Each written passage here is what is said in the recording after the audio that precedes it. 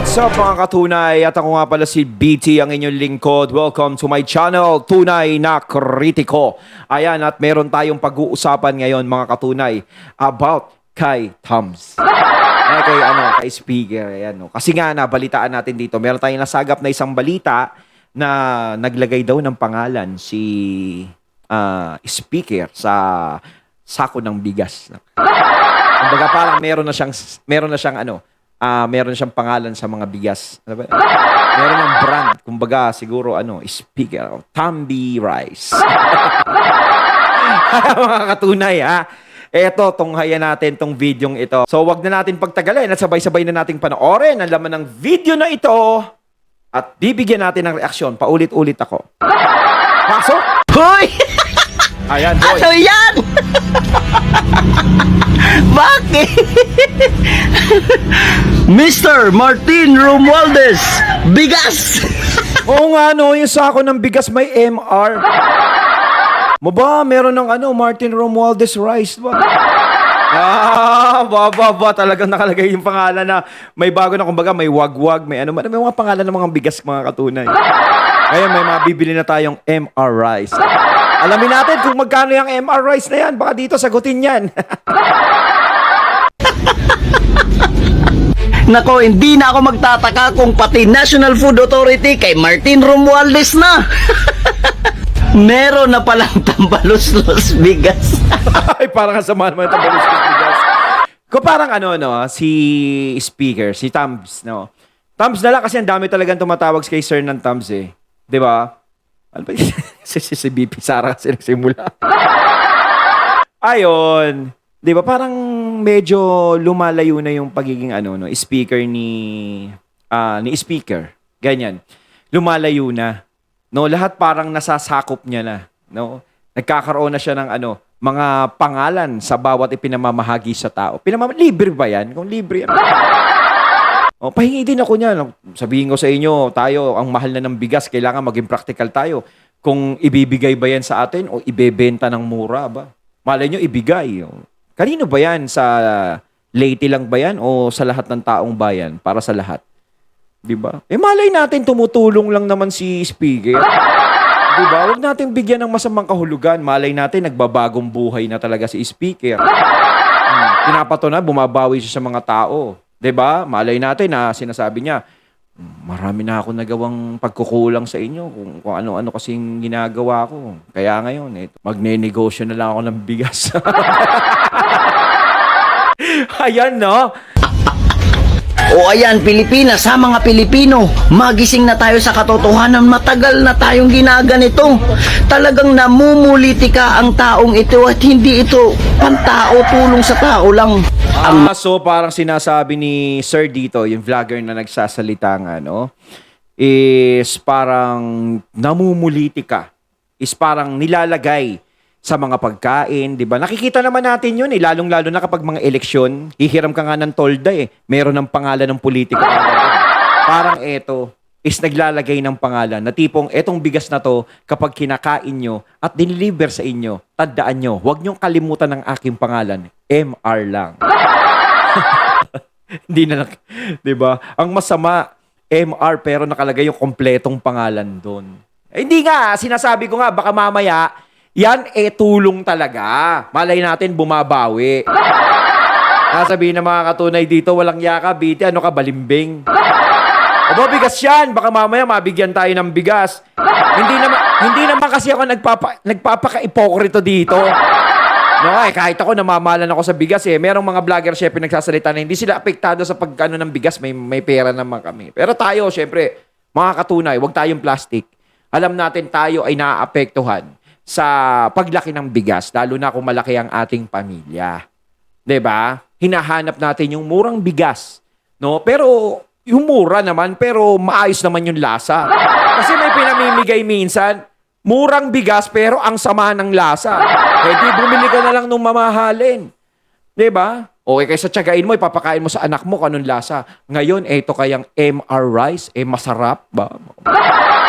Baka mamaya pag kinain mo yung MR Rice, mapapirma ka na sa chatcha niyan. Sabi, nakatikim mo ko ng MR Rice, tapos bigla ang bibigyan ng pipirman. Mapapapirma ako, merong gayuma to. Hinahatak ako. Amin na ang ballpen. Diba? Mga ginagawa nilang ito ay nanghihingi yan ng kapalit. Ay.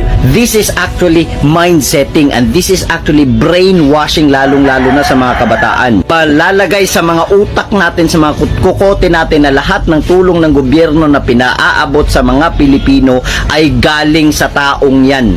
Nako, napakatagal na ng dinistiyang mga politiko na yan. Mismo dyan sa Visayas, mismo dyan sa Leyte. Tingnan nyo yung lugar nila kung may improvement ba. Tapos aasahan nyo ganitong mga tao? Ha? Sa time ni President Rodrigo Roa Duterte, may mga pinaabot sa atin ng mga tulong, mga ayuda, may mga ganyan ba? Wala. Kaya, tanggapin nyo yung bigas, tanggalin ang sticker at itapon. Si Kuya nanghimok pa, no?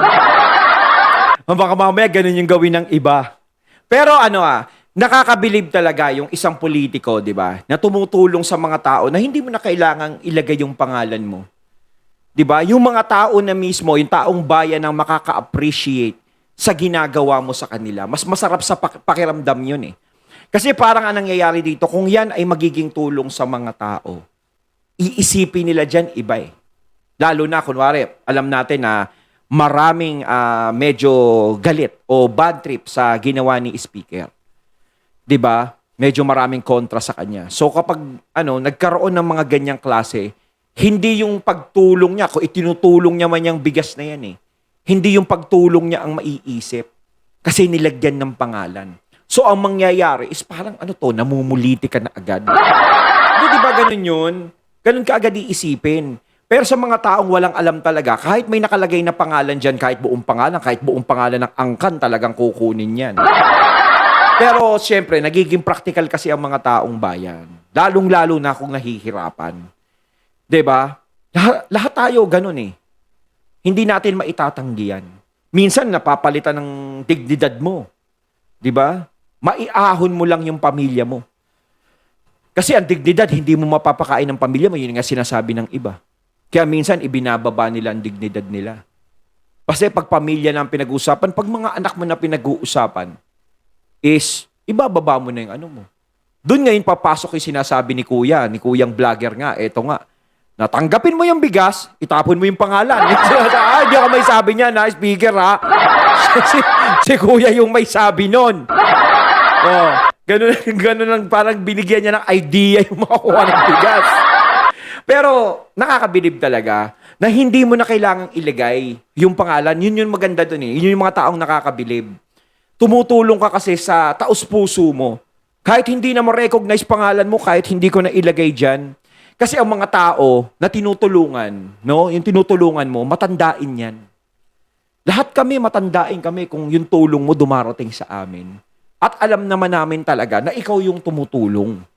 'Di ba? Matatandaan namin lahat ng magagandang ginagawa kahit na hindi na ilagay ang pangalan sa bigas.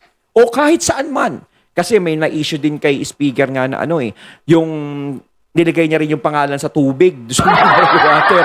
Wilkins, parang naging MR na siguro. Parang maala-ala mo kaya MR. Ayun, hindi na kailangang ilagay yan. Di ba? Kasi kung gusto mong tumulong, kung alam nilang sa'yo galing niya, malalaman naman nila yan eh. Matatandaan nila yan. Kung talagang bukal sa loob mo yung pagtulong at lagi kang tumutulong sa mga tao, alam nila yun. Hindi mo na kailangang ipangalandakan pa ang iyong pangalan. 'Di ba? Hindi mo na kailangang ilagay kung saan-saan ang iyong pangalan. 'Di ba? Kung gusto ka ng mga tao sa ginagawa mo, magugustuhan ka niyan. At kung talagang gusto ka niyan, 'di ba? At alam nila na marami ka itinutulong sa taong bayan, baka sila pa ang maghatid sa iyo sa pinapangarap mong pwesto. Sabi ng mga tao siguro dito. Walang yaka, BT ha. Parang binibigyan mo ng idea sa speaker. Hindi, di ba? Kung gusto mong tumulong sa tao, hindi mo na kailangang ilagay. Kasi nga politiko ka eh. Kumbaga public figure ka eh. Di ba? At alam mo na marami talagang nai-issue sa'yo. Maaaring yung iba is baliwalain nila yan. Pero yung iba talaga, hindi nila babaliwalain yan. Malalagyan ng kulay yan. I suggest na itapon kasi nga lahat ng itinutulong sa atin ay galing din sa atin. Pera ng taong bayan, galing sa kaban ng bayan. Kaya wag na tayong magpauto, wag tayong magpauto sa mga ganitong politiko. Talagang niloloko tayo. Pera naman ng Pilipino ang ginastos mo dito, House Speaker, sa paglalagay mo ng sticker diyan sa bigas, di ba? At ito ay pagbalasubas din sa mga magsasaka. Dahil yung bigas na nilagyan mo ng sticker ay import yan. Hindi naman yan galing sa local farmers. Hindi yan galing sa mga magsasaka natin. Ito ba yung binili ng DSWD na bigas sa kumpanya mo? May nakalagay na Martin Romualdez? At sa likod naman may nakalagay na Tingog Party List. Ayos na sana yung MR eh. Pagdating sa likod, may Tingog Party List. Parang ID lang eh, no? May identification sa harapan. Meron kang pirma sa likod. Grabe naman. Ayun nga, sinasabi ko. Talagang mai-issue talaga yan. No? Kasi parang ano yan eh, politika. No? Sasabihin talaga dyan, parang ka namumulitika ng kampanya. At parang alam ka natin, para talaga sasabak si Speaker sa susunod na eleksyon. Nga, kumbaga, ano na eh, positive to, positive. Diba? Masyado mo namang binabalasubas ang dignidad ng mga local farmers para ipagmalaki mo yan na Martin Romualdez from Tingog Party List yung ipinamigay mo na ayuda sa mga Pilipino. Diba? Tandaan natin, yan na, yung 3,000 binawasan mo ng 1,000 para bumili ng bigas, 'di ba? At ang bigas na binili mo ay galing mismo sa kumpanya mo, 'di ba? At 'yan ay pinamahagi mo sa Eastern Visayas. Doon sa mga card beneficiaries. Hindi nakakatuwa kung iisipin.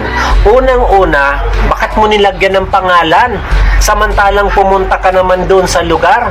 Ano yan? Ano ang gusto mong palabas? Kasi malay natin, nagninegosyo na si Speaker ngayon. Negosyo niya yung bigas, di ba?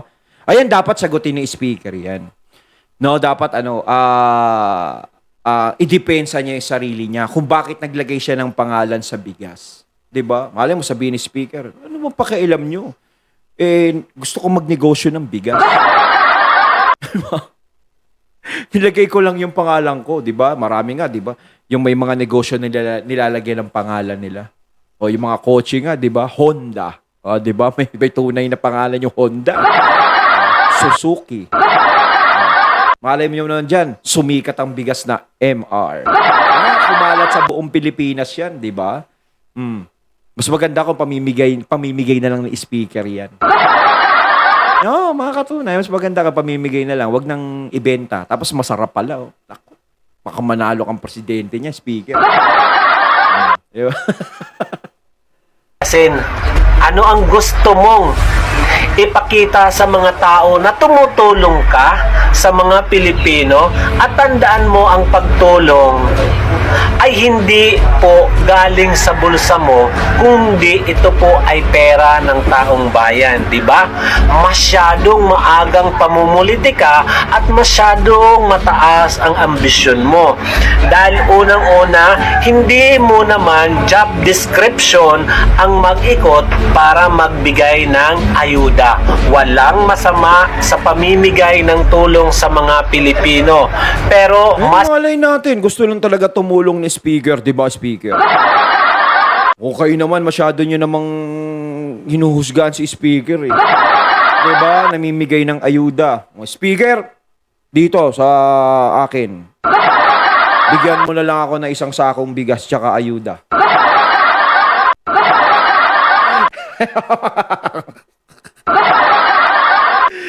Ay! Bumabaligtad na si BT, oh!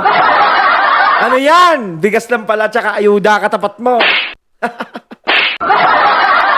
Hindi, di ba malay natin kasi yung tao nagbabagong buhay na. Ganyan talaga eh. Pag minsan gusto mo nang magbagong buhay, Pag talagang markado ka na ng ganun, yun pa rin ang iisipin natin. Malay natin, bigyan natin. Second chance. Kung ang relasyon nga, nagkakaroon ng second chance eh. Pwede pang magkaroon ng third chance yan. Oh. Kayo mga katunay,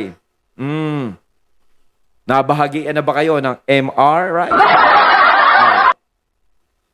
Mas nakakasama ng loob na ipinamumukha mo na yung pera o yung tulong ay galing sa bulsa mo dahil ikaw lang yung may karapatan dyan. Martin Romualdez, Tingog Party List, ano, pera mo? Hindi yan pera ng taong bayan. Mas naiintindihan pa namin yan kung nilagay mo dyan Office of the President. Kasi may presidente tayo. Hindi po ikaw ang presidente para ibida mo yung pangalan mo na Tingog Party List Martin Romualdez. Unang-una, hindi pa po ito campaign period. Oras pa po ito ng pagtatrabaho. Hindi pa momulitika. Kasi alam naman natin, iba ang trabaho ng speaker talaga. Hindi niya sakop yung ganyan eh. Para kasing nagiging DSWD si speaker.